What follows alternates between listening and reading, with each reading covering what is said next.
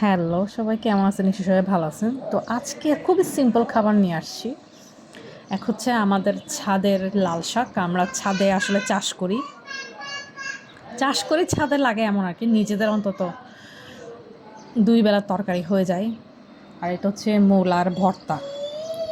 মূলাটাকে great করে হালকা তেলে ভালো করে ভেজে নিছি, তারপর পেঁয়াজ, কাঁচামরিচ, ধনে পাতা দিয়ে সরিষার তেল দিয়ে মেখে নিছি। আর এটা হচ্ছে চিংড়ি মাছ।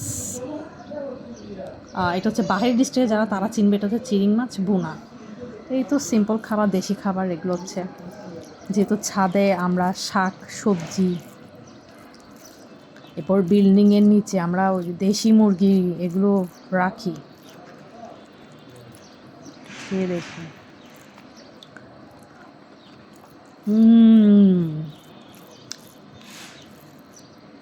সেদিন বলছিলাম না, আসলে নিজেদের গাছের সাথে সাথে এনে রান্না করে খাওয়াটার মজাই আলাদা। মোটামুটি আমাদের অর্ধেক তরকারি আমাদের ছাদ থেকেই হয়ে যায়।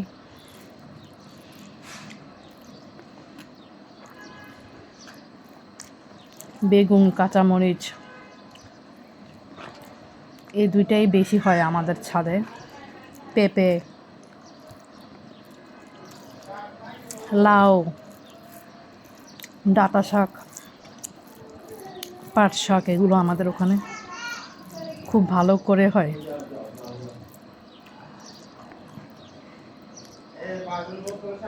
তো এই হচ্ছে আমাদের শাক সবজি, দেশি খাবার, সাদা ভাত দিয়ে, এটাই আলাদা মজা। প্রচুর ক্রাউডের মধ্যে আসলে আমাকে সবসময় এই ভিডিওগুলো করতে হয়, আপনারা আসলে কিছু মনে করবেন না। ফ্যামিলিতে বাচ্চা থাকলে একটু বেশি চিল্লাচিল্লি হয়। তো এই তো আমাদের লাল শাক। এখন না আগের মতো লাল শাকগুলো লাল হয় না, কেন এমন হয় আল্লাহ জানে। রাখি তাহলে, খোদা হাফেজ।